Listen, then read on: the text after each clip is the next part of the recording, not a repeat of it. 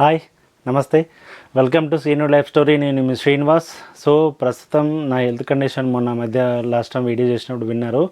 So next నా treatment ఏంటి, తరువాత ట్రీట్మెంట్ ఏం జరగబోతుంది, మళ్ళీ ఇంకేమైనా సర్జరీస్ ఉన్నాయా, నెక్స్ట్ స్టేబుల్ అవుద్దా లేదా ఏంటనేది ఈ వీడియోలో చెప్తాను. సో చిన్న రిక్వెస్ట్, ప్లీజ్ మన ఛానల్ ఇప్పటివరకు సబ్స్క్రైబ్ చేసుకోకుండా ఎవరైనా చూస్తే ప్లీజ్ సబ్స్క్రైబ్ చేసుకోండి. వీడియో నచ్చితే లైక్ చేయండి. సో యాక్చువల్గా నేను లాస్ట్ టైం హాస్పిటల్కి వెళ్ళి స్టంట్ వేసి వచ్చిన తర్వాత రివ్యూకి వెళ్ళొచ్చాను. రివ్యూకి వెళ్ళిన తర్వాత నాకు సర్జరీ చేసిన సర్జరీ డాక్టర్ పట్నాయక్ సార్ వాళ్ళు టీం చూశారు, ప్లస్ యూరాలజీ డాక్టర్, స్టంట్ వేసిన డాక్టర్ కూడా చూశారు. సో ఇప్పుడు మళ్ళీ వెళ్ళినప్పుడు ఇద్దరిని డాక్టర్ని కలవాలి. బట్ మెయిన్గా ఇప్పుడు నాకు సర్జరీ చేసిన డాక్టరు వేరే ప్రాబ్లమ్ని ఐడెంటిఫై చేసింది అన్నట్టు. సో ఏంటంటే నాకు సర్జరీ చేసిన రెక్టమ్ ఏరియా అనేది కొంచెం అప్పుడు బ్లీడ్ అవుతుంది. నేను అప్పుడప్పుడు చెప్తున్నాను, బట్ పర్టికులర్గా చెప్పలేదు. సో దానికి సంబంధించిన ట్రీట్మెంట్ చేద్దామన్నారు. ఎందుకంటే లాంగ్ టైం అయిపోయింది, అప్పటికే 2.5 years అవుతుంది ఆ ప్రాబ్లమ్ని ఫేస్ చేయబట్టి. చాలా ఇబ్బంది అవుతుంది. సో దానివల్ల వర్క్ చేసుకోలేకపోతున్నా, ఎక్కువసేపు కూర్చున్నా కూడా ఇబ్బంది అవుతుంది అన్నట్టు. సో దానికి సంబంధించి చేస్తున్నారు. ఫస్ట్ అయితే ఈ వీకెండ్ కానీ నెక్స్ట్ వీక్లో కానీ సిఈఏ బ్లడ్ టెస్ట్ చేయించుకోవాలి. బ్లడ్ టెస్ట్ చేయించుకున్నాక అందులో పాయింట్స్ నార్మల్గా ఉంటే పర్వాలేదు, బట్ ఏదైనా ఎక్కువ తక్కువ వస్తే మాత్రం హాస్పిటల్కి రమ్మన్నారు, మళ్ళీ ట్రీట్మెంట్ స్టార్ట్ చేయాలని. ఇంకొకటి ఏంటంటే వెళ్ళిన తర్వాత ఫార్మాలిటీస్కి అన్నీ స్టార్ట్ చేసే ముందు కొలనోస్కోపీ చేస్తా అన్నారు. సో కొలనోస్కోపీ ఇక్కడ ఈ బ్యాగ్ తీసేసి ఆ పేగులోంచి పైన పేగులోంచే చేస్తారు.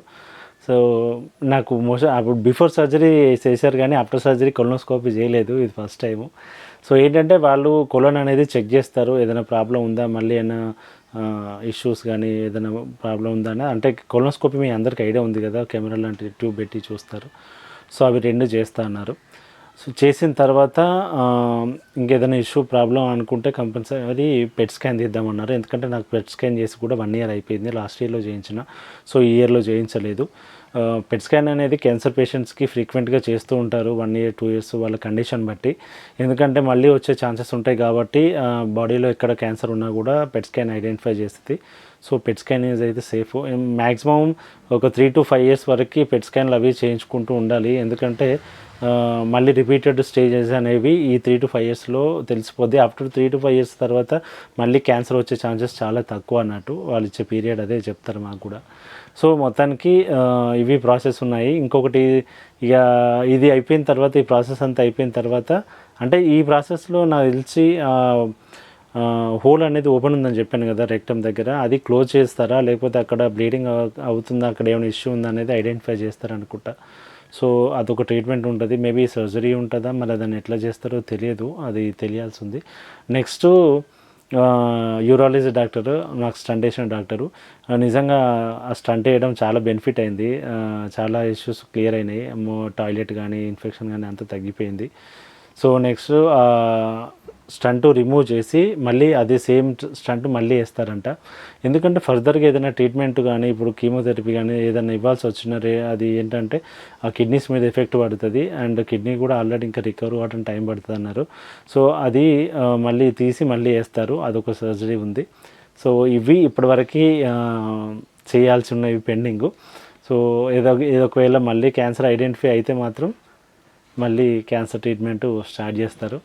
క్యాన్సర్ ట్రీట్మెంట్ అంటే మేజర్గా ఉన్నది ఇక కీమోథెరపీ, రేడియేషన్ అంటే ఏదైనా ట్యూమర్ ఉంటేనే రేడియేషన్స్ అవి చేస్తారు, బట్ మేజర్గా అయితే chemotherapy. Last time urology doctor అయితే అన్నారు మేబీ కీమోథెరపీ ఇచ్చే అవకాశం ఉంటుండొచ్చు అని.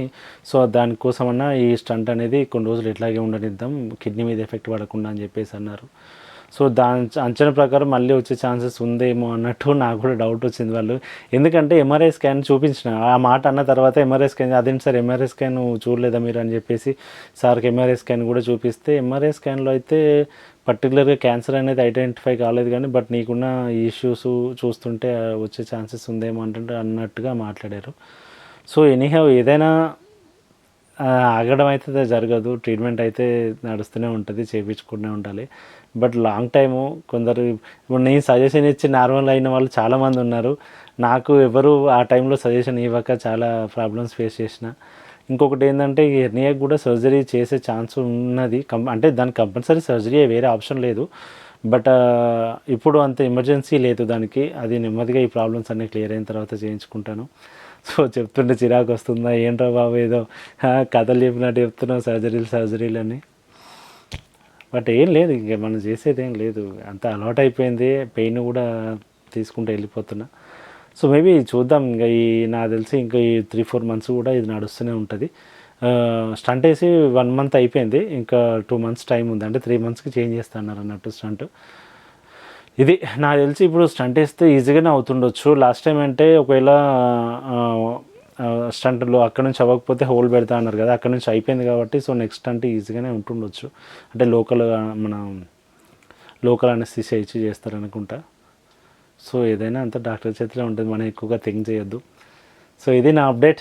మళ్ళీ ఒకసారి అడుగుతున్నాను, ప్లీజ్ ఇప్పటివరకు మన ఛానల్ సబ్స్క్రైబ్ చేసుకోకపోతే సబ్స్క్రైబ్ చేసుకోండి. సో మీ యొక్క సబ్స్క్రిప్షను నా కంటెంట్ నాలాంటి వాడికి ముందుకొచ్చి ఇన్ని విషయాలు చెప్తున్నందుకు ఇంకా సపోర్టివ్గా ఉంటుంది.